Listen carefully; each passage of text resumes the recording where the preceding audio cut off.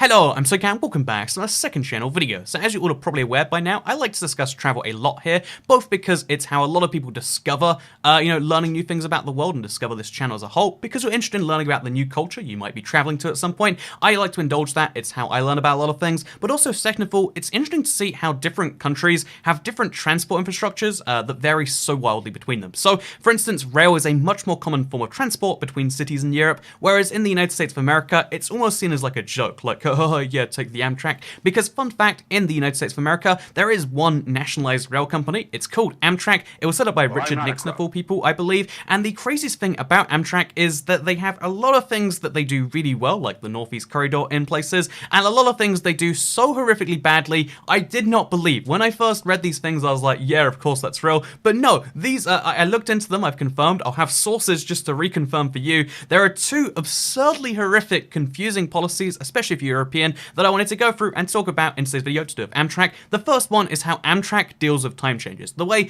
Amtrak handles the time changing, which it does twice a year in most countries, there is a daylight savings time where you move the time forwards in March, it's about to happen actually, and then you move it back again in the full season, in October, November, depending on your country. But basically, so the clock goes forwards and backwards. How do transport companies handle this? And there's lots of different methods for lots of different companies. Sometimes they have different schedules for different halves of the year. Sometimes they change it on the 2 days so you can know like, oh, things will change here. How does Amtrak deal with it? They literally do not. Their timetable is exactly the same all year round. And you might be like, wow, that's really clever. They managed to get the logistics going there. No, they didn't manage to get the logistics going there. Let me explain further. So this is from their timetable themselves. This is how they word it. Amtrak operates according to prevailing local time, either standard time or daylight savings time. At the spring time change, second Sunday in March, Amtrak trains traveling overnight will become 1 hour late and will attempt to make up the time. At the full time change, first Sunday in November, Amtrak trains traveling overnight will normally hold at the next station after the time change and then depart on time. So just to clarify what was said there, because again, I really cannot stress how absurd that is. When daylight saving happens and the clock springs forwards, every Amtrak train is immediately 1 hour late. Any Amtrak train currently operating immediately is like, oh, we're going to be an hour late to the destination. Instead of fixing the time of the arrival, they just say, oh, I guess we're an hour late there now. And given that Amtrak trains are so late normally, an hour late train isn't actually too bad. So people just accept it like, oh, I guess the train's going to be an hour late here, which it's just absurd, right? Like people are going to be waiting at the station and then realize their train is now late if they don't know this tiny footnote on the policy. And then the reverse situation is, oh, clock's going back an hour, guess we're going to wait at this station for 1 full hour.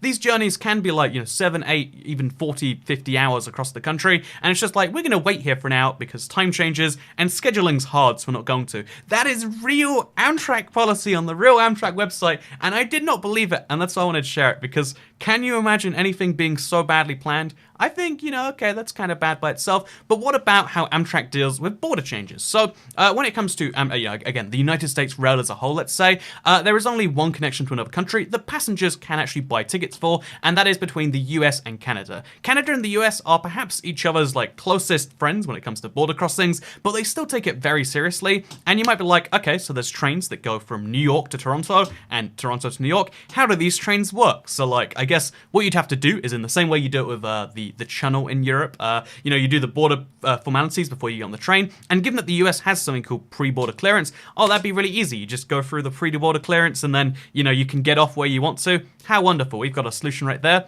No, here's a video they put out to try and explain the process. This is Amtrak making it look as glamorous as possible to explain it to you. You get off the train, it looks like here, right on the side of the tracks, just like hop off the train with your baggage. You go through the Canada border control, which, I mean, that's kind of fine. They'll search your bags, which, again, looks kind of rough here. Like, okay, you get your bag searched again. It's like airport security, but midway through a train journey, which, by the way, the train's just stuck during this whole time. You're just wasting time that could have been spent elsewhere, but, that's fine. The train's just stuck there while you do that. And then here's the weirdest bit. Again, this sounds absurd, but instead of getting permission to operate into Canada, instead of getting full-time visas for their staff, what they instead do is when the Amtrak train hits the border, the Amtrak staff get off. I don't know how they get back. Maybe they wait for the next train to come across and they do the reverse. And Via Rail staff, that's the Canadian nationalized rail passenger company, they take over the train. A Via Rail driver gets on the train, a Via Rail conductor gets on the train, and that is a real thing. They share it. They share information about suspicious passengers too. There's this really dramatic scene about, like, if you fear human trafficking, be sure to let the person know. And it's just like, yep, this is the real system. What happens when the Amtrak train gets to a border? Well, all the staff get off, and then the Canadian staff get on, because of course that's how it's going to work. That's a different country. Amtrak can't operate there. It's absurd, but it's real. When you go from New York to Toronto, you literally have to get off the train to go through the border control. And the reason for this, in case you're curious, is because some people on that train are going to US stops. So to make it so that you only go through border control when necessary, you do that. But it's like, is there no better way to handle this? And the answer to that question is apparently not. So how does Amtrak deal with time changes? It doesn't. How does Amtrak deal with the country changing? Well, there's lots of sophisticated solutions, but they just do the minimum possible. They get to the border, they get off the train, and then they let some Canadians take over because it's not their train anymore. So yeah, fun fact with Toycat, how do Amtrak in America, again, rail in the United States is a really fascinating part of the country's history. The Transcontinental Railroad is one of the things that defined American history in some ways. We learned about it even in our schools over here. But the fascinating thing is that rail today is kind of a joke in a lot of ways. It's not very well funded for a whole bunch of different reasons. And one of the parts of the fact that no one seems to care is the fact that you just end up with situations like this. And just as a fun little addition here, because when the Chicago Tribune asked the manager of Amtrak, so what's the deal with that time change thing? You know, like, this is annoying. There's a lot of Amtrak trains in Illinois, for instance. And his response was, it's a rather confusing procedure unless you spend a lot of time pondering it, and not many people do. That's the response there. Like, well, I mean, you might think it's stupid, but the more you think about it, the smarter it really is. And that's why we do it, because it's really smart when you really think about it. And I really thought about it, and it's not very smart. This was a quick video because this is just the most absurd thing. Thank you very much for watching. I hope you all enjoyed it. Go check out the Reddit, reddit.com/r/toycat. That's for this channel. I know I've got two Reddits, it's confusing.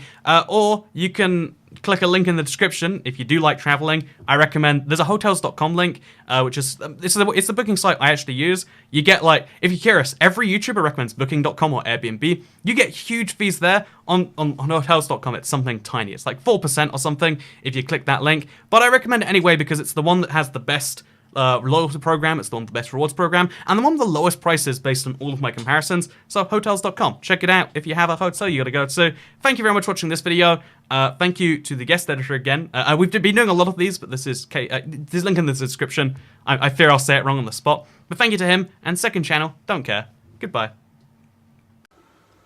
Okay, I appreciate your sense of caution, but for future reference, it's pronounced Canibus.